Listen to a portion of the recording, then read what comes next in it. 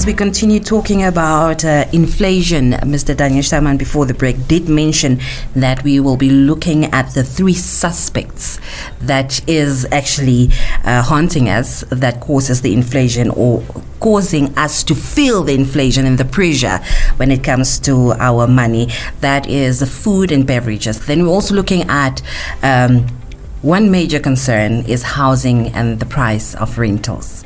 Like we suffer paying rent every month. But I have a question for you, but we'll get there when we get to housing and rentals. Also transport, Mr. Daniel Steinman, which is also one of the major reasons that causes us to have to deal with, the high prices of food and beverages. Because how does it get here to Namibia? The most important one is food and beverages, and those beverages, by that, the definition is non-alcoholic beverages. Of course, So cool drink and milk, soft drinks, stuff that doesn't make you gaga. Yes. So it's the ordinary consumables, the stuff that you buy every day or at least every week. It's the stuff that you need to run a household on. Yes. It's the stuff that you can't do without if there is a family with 2 or 3 or 4 children. So the point I'm making is that it is perhaps the most important type of inflation for the ordinary person and for the average family. The other two, we'll get to them now. The rentals, they're usually only once a year, typically in February or March, when homeowners or property owners increase their rates, but then it stays the same for the rest of the year. And that's rentals. And transport is dependent on the price of fuel, diesel and petrol. Yes. And about that we've spoken a lot, but I'll come back to the dynamics, why transport is in the Namibian case so important or exaggerated. But then food and beverages. Elsie, you go into the supermarket, you see that milk remains static at about $40 for 2 liters, or $21 any cents for a 1 liter long life milk. And now you move just a couple of paces further down the same line and you get to coffee. And you look at the price of coffee. And you see that coffee has gone from about $46 for half a kilo 2 years ago to $157 for half a kilo right now.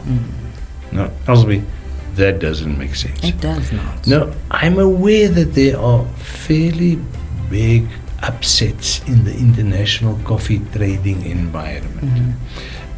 But usually, and according to the reports that I read, the price impact that you typically see in the coffee market, remember, we're talking now about the beans, the raw harvested beans, before they are roasted, before they are ground, everything. It's true that there was a major increase in certain types of coffee, not all types of coffee, and not coffee.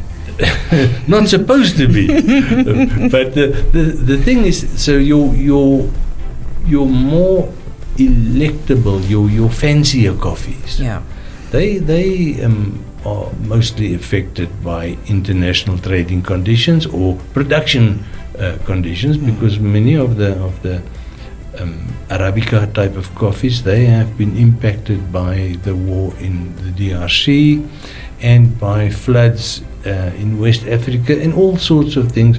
But, and this is now very true, Africa is not the biggest coffee producer, but it's a very significant producer of good quality coffee. Yes. But Malaysia is a massive coffee producer. China is a coffee producer. India is a coffee producer. Brazil, Argentina are major coffee producers.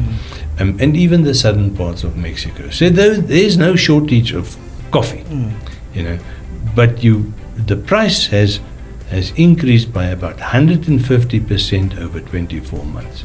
And you ask yourself, why is that? And the only reason is because the price of coffee in South Africa has increased so dramatically. And the reason is we don't produce a single coffee bean in Namibia. Or nothing. You can go and try. You can go try plant a coffee plant, a coffee tree. They simply don't last. Yeah. You only in Angola. You only start finding them about north of Lubango. You have to be about 400 kilometers into Angola when the conditions are good for coffee production. The Congo, same thing. Localized, but not all of it very high quality coffee. So the point is that cheaper coffee should be available. If the suppliers of coffee would go to the trouble of sourcing cheaper coffee, and this is just one example. Yeah. I'm begging you to show me something in the supermarket shelf over the past 18 months that have come down in price. Even those on special, everything that you need to live, special. they're just going up and up and up. But the thing is, now we're being told that the average increase in average inflation for last year was 4.2%. Does it sound to you like the articles in the supermarket has gone up by only 4.2%? They don't even know what's going on. I feel that. It's absolute nonsense. It is. The average consumer articles have been going up by 20, 25, 30, 35%. Very far away from the official benchmark value.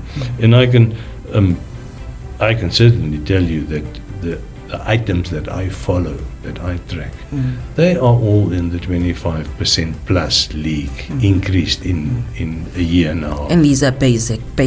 Very basic, yeah. No, this is not fancy Swiss chocolate.